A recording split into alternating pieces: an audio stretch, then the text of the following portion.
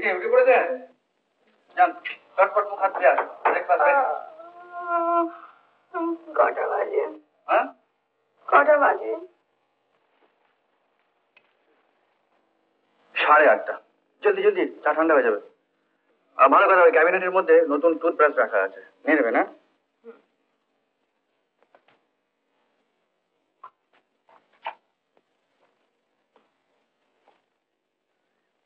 আপনি নিজে ওগুলো করেন? হ্যাঁ, কেন বলুন তো? না, এমনি জিজ্ঞেস করছি। আপনার মধ্যে নিজে কিছু করার অভ্যেস নেই? আমার অভ্যেসে কি আছে, করলেই না। আগে বলতে হয়, কাজগুলো আপনাকে দিয়ে করে দিতাম।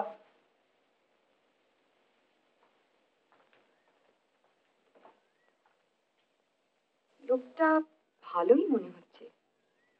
আমাকে যদি আরো 2-1 দিন থাকতে দেয় বেশ হয়। নইলে কোথায় যাব? মামুর কাছে? আসামি? না, মামু আমাকে পাগল ভেবেছেন। মামুর কাছে মরে গেলেও যাব না। নেবা, এখানেই একটা কিছু ব্যবস্থা করতে হবে।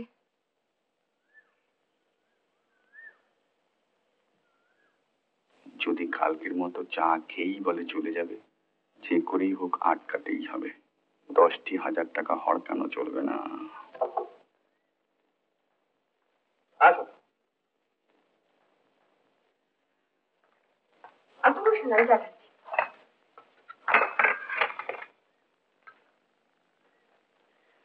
আমার নামটা আপনার মনে আছে? মনে আছে। কি বলুন তো? রাজা ব্যানার্জি। বাহ, আপনার দারুণ মেমারি তো। আপনার নামটা কিন্তু আমার কিছুতেই মনে পড়ছে না। আমার নামটা তো আমি বলিনি। বলেন? কেন? কোনো কারণ আছে? না, তেমন কোনো কারণ নেই। আমার বলা হয়নি। এখন বলা হচ্ছে না কেন?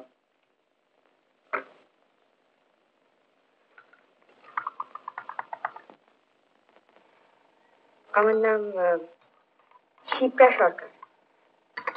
আসুন।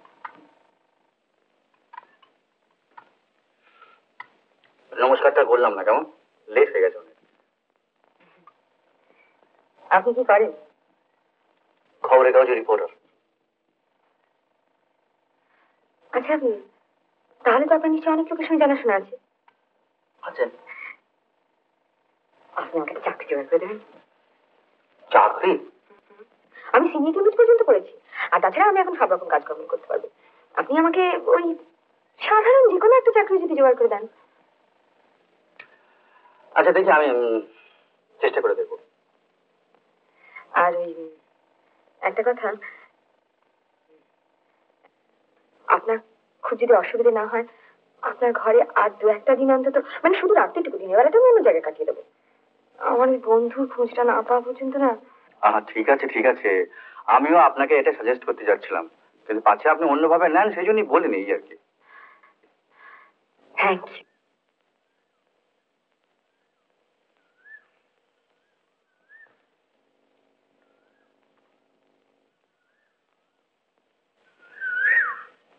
হ্যাঁ,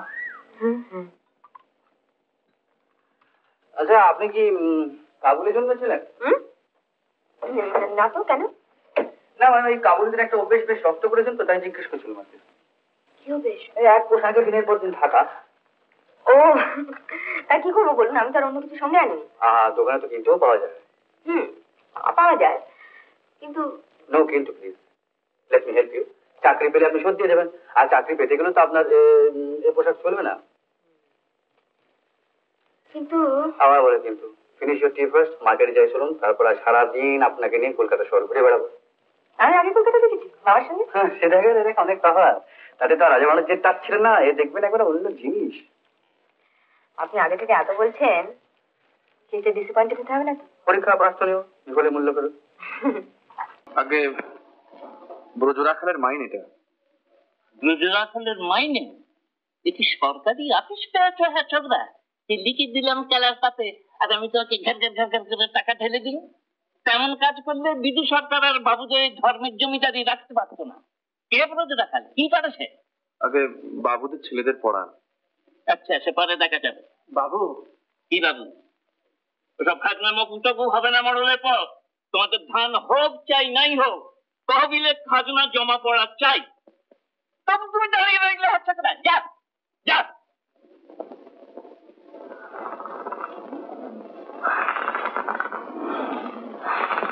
এবার চলুন না। কোথায়? আপনাকে তো দাঁড়াতে পারলেন না। কি বলতো? তামাক। না লোচন, আমি খাই না। হ্যাঁ, একটু পাচ্ছেন? না না, আমার কাজ রয়েছে। একটু পাচ্ছেন, দয়া করে একটু পাচ্ছেন।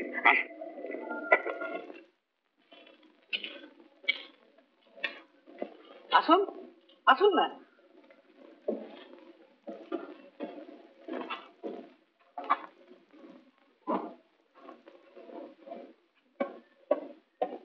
বসুন, বসুন। বেশ আয়েশ করে বসুন। হ্যাঁ, আয়েশ করে। এই দেখুন না, আপনাকে মেজে কর্তা তামাক খাওয়াচ্ছি। নসিকে ভরি, দেখবেন খেলে কেমন খিদে হয়, রেটে ঘুম হয়। কিন্তু লোচন, আমি ওসব খাইনি। খান না? ও, তা আপনার জন্য আলাদা করে হুঁকো রাখবো। একটা করে পয়সা দেবেন, দৈনিক যতবার ইচ্ছে খেয়ে যাবে। মানে আর কেউ তো আর হিসেব রাখছে না। লোচন, দেখো আমি গরিব লোক, ওসব জিনিস ধরালে। এই দেখ, তাতে দোষ কি? এই যে আমার ছুটুক বাবু তো বাদশাই খান। আমি বড় মাকে গিয়ে বললাম, বড় মা, খোকা বাবুর বয়স হয়েছে, এবার তামাকটা ধরিয়ে দিই। তা তিনি বলেন, খোকা বাবুকে তামাক ধরাবে, তারা জিজ্ঞাসা করা কেন? তখন দিন কান দেখে দিলুম ধরিয়ে। হ্যাঁ, খেয়ে ভারী খুশি। এখন তো কেবলই লোচন তামাক দে আর তামাক দে। তারপর ধরুন ওই মেজ বাবুর মশাই, ওই ভৈরব বাবুরা, ওরা মজলিসেও তামাক খান, আবার এই অধীনের কাছেও খান। আর না খেলে আমারই বা চলে কি করে বলুন? নে, ধর। থাক না লোচন, যখন খাইনি তখন। তামাক দে। ভৈরব বাবু, আপনি এত সকালে? আরে, আজ যে ঠনঠনে ফেনী দত্তর সঙ্গে পায়রার লড়াই হবে, সেবারে আমরা হেরে গিয়েছিলাম, তাই মেজবাবু পশ্চিম থেকে পায়রা আনিয়েছেন। এবার একবার খেলাটা বুঝুক ফেনী দত্ত। আচ্ছা, এদিকে যে শুনলাম ওই হাসিনী মা ঠাকুরকে নিয়ে ফেনী দত্তর সঙ্গে মামলা বেঁধেছে। রেখে দে তোর ফেনী দত্ত। আমাদের ছোট বাবু আর মেজবাবু হলো কলকাতার ডাক সাইটে কাটতেন। তাদের কাছে কিনা ফেনী দত্ত। আরে ওটা বেদ মল্লিকের কাছে। তুমি কে? কি মনে করে? আগে ওই মাস্টার বাবুর শালা। একদিন তামাক দিলাম, তাই খেলেন না। সে কি হে, তামাক খাও না? হ্যাঁ, মালটাল খা। না না না, নোনা ধরে যাবে যে, ওটা খেয়েও। আরে, সেটা যদি খারাপই হতো, তাহলে ইংরেজরা খেত না? 7 সমুদ্র 13 নদী পার হয়ে এসে এখানে রাজত্ব করতে পারতো? লোচন, দেখ দেখি মেজবাবু ঘুম থেকে উঠেছেন কিনা। আপনি বেঁচে আছেন? চমৎকার, খুব লোক যা হোক। একা মহিলা কোনো মতে প্রাণে বেঁচে ভিজে কাপড়ে ঘাটে উঠে বসেছি, আপনাকে ডাকছি, আর এদিকে আপনি মজা করে গাড়ি চেপে চলে গেলেন। না, ওরা জোর করে আমাকে নিয়ে গেল। কিন্তু তারপরেও তো আর আপনি খোঁজ করেননি। হ্যাঁ হ্যাঁ, জানেন, আমি কিরকম ভয় পেয়ে গেলাম। আমার সব কিরকম ভ্রম হয়ে গেল। আমি হ্যালুসিনেশন দেখতে আরম্ভ করলাম। জানেন, আমি আপনার না তাকে আবার কি ভাববেন। লজ্জা কি, বলুন না।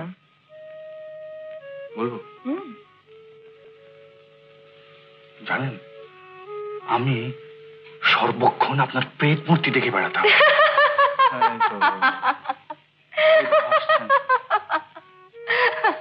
হাসপাতালে কথা অবশ্য, মানুষের মনের অসুখ যে কি এটা কাউকে বলে বোঝাবার নয়, জানেন। এই দেখুন না, এই দেখুন, আমাকে সব ইনজেকশন দিয়েছে ঘুমাবার জন্য। আপনি বিশ্বাস করুন। বিশ্বাস করলাম।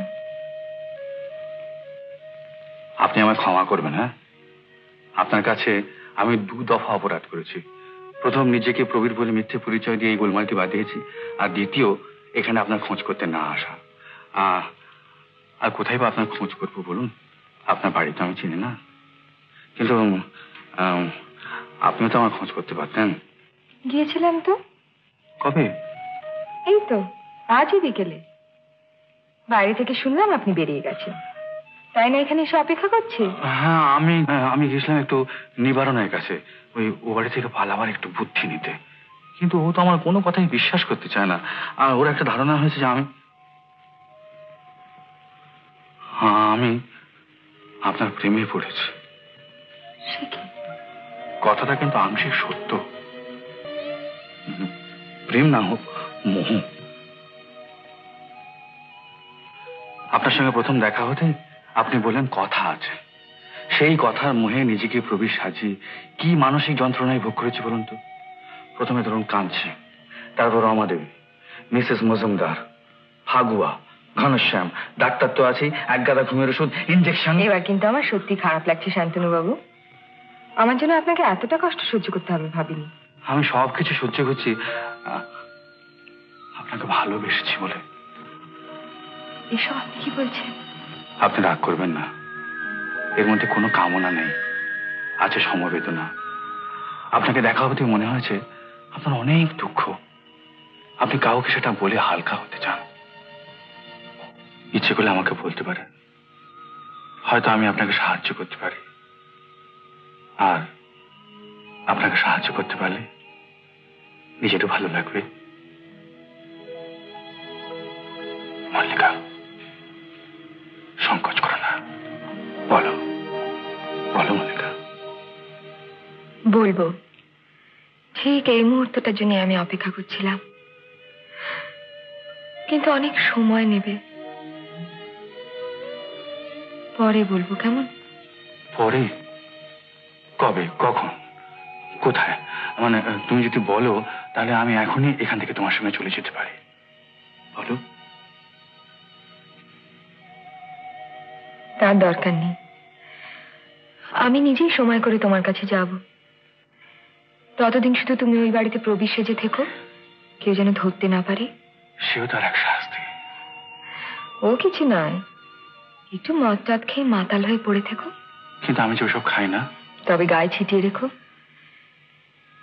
মাতাল সেজে উল্টোপাল্টা কথাবার্তা বলবে, চেঁচাবে, মারধর করবে, লোকে ভয় দূরে সরে থাকবে। ওটাই তো প্রবীরের ঘরের চেহারা।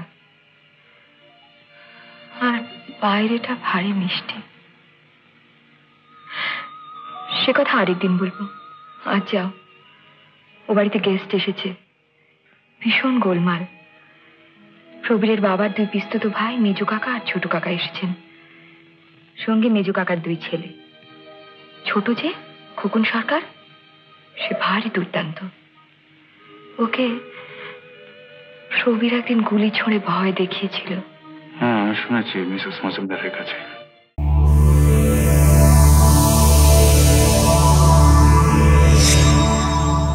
উত্তম কুমারের সেরা সিনেমা দেখতে হলে ডাউনলোড করুন ক্লিক অ্যাপ।